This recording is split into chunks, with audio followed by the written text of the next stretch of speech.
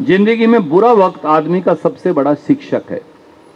जिंदगी में थोड़ा मुश्किल वक्त, दुर्गम भरा वक्त, कांटों भरा वक्त, कांटों भरे रास्ते आदमी को सबसे बढ़िया चीज सिखाता है। और मैं आपके सामने इसका जीता जाता उदाहरण खड़ा हूं।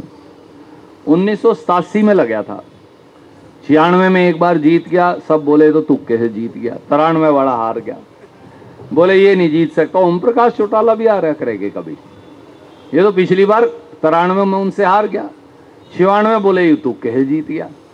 अच्छा भाई, फिर लगे, फिर जीत गया, फिर उसने अगले झूठा सर्टिफिकेट ले लिया। मतलब मैं 3500 वोट से लीड कर रहा, राउंड में वोट 1700, अगले ने अपने आप को 600 वोट से जीतता हुआ दिखा दिया। अब मेरी तो उम्र भी बहुत कम थी, क्या करते। ठीक है भाई, जो फैसला हो गया, अगलों की सरकार थी, उन्होंने ले लिया। मुझे हो गए थे 87 से 2000 तक लगभग 13 साल, बल्कि 14 साल। मैंने आपकी बहू को कहा 14 साल में तो भगवान राम का वनवास कट गया, मेरा तो कट ही नहीं रहा, अब क्या करूं। है बाबूजी, मैंने कहा तेरे वाला तो नहीं कटता, बड़ा ओके हुए भाई। जब ये सोचा बाबूजी के सारे दरवाजे बंद हो गए, मुझे नहीं लगता मैंने आपको कभी ये बात कही है। मुझे लगा यार तू 2 बार चुनाव भी जीत लिया, मुख्यमंत्री को भी हरा लिया, फिर सर्टिफिकेट ले लिया, अब करूं क्या मैं।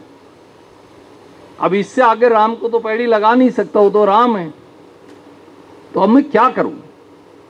तो मैं ऐसा नहीं था जैसा आपको दिखता हूं शुरू से ही, ऐसे तो आदमी पैड़ी चढ़ के बनता है। अब तो सोचे ये रणदीप जो है ना बड़ा लीडर है, ऐसा कुछ नहीं जी, वो आज भी नहीं हूं मैं, हालांकि आज भी कार्य करता हूं, पर मैं 14 साल मेहनत करके 2 चुनाव जीत के, एक ही जीता, एक का सर्टिफिकेट ले लिया, एक हार गया। बड़ा संकट हुआ, कभी बाढ़ में सोड़ उठाए फिरूं, कभी बर्तन उठाए फिरूं सिर पे, कभी कुछ कभी कुछ।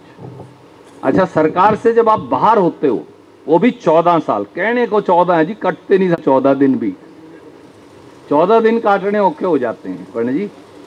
तो मैंने आपकी बहू को कहा मुझे नहीं लगता मेरी बात बढ़ने वाली है, आज आपसे शेयर कर रहा हूं, कोई लखों की बात नहीं, मुझे नहीं लगता तेरी कहानी बनेगी रणदीप, तेरी कहानी बनने वाली नहीं है।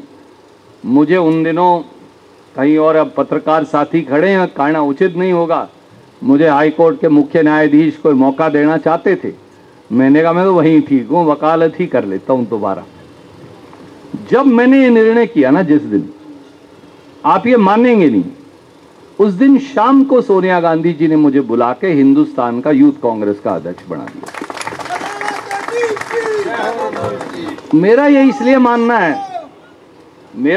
मानना है भाई साहब, वो जो ऊपर बैठा है ना मालिक, अपन उसे परमात्मा कहते हैं, अपने सरदार भाई उसे वाहेगुरु कह देते हैं, कोई किसी नाम से पुकारता, कोई किसी नाम से पुकारता।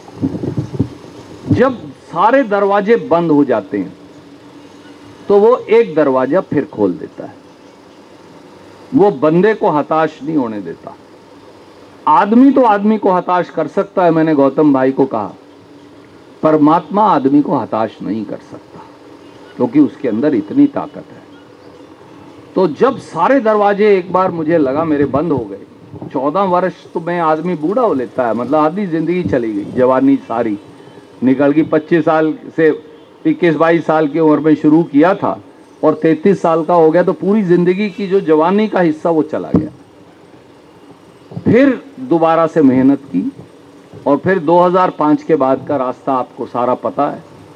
उसके बाद मुड़ के नहीं देखा, फिर प्रदेश, देश, पार्टी की बड़ी मेहरबानी है, मुझे सब चीजें चलाने का मौका दिया। तो ये तो लोग देख लेते हैं कि ये 15 साल से अच्छी जगह बैठा है, ये नहीं देखते कि इसने 14 साल सबसे ज्यादा हरियाणा में, अगर किसी राजनीतिक आदमी ने रगड़े खाए तो मैं आदमी हूं आपके सामने का। देर रगड़ा जाके वापस आऊं फिर, तो उसकी वजह से मेरा वजन ही नहीं बढ़ा, कभी न्यू का न्यू पड़ा है।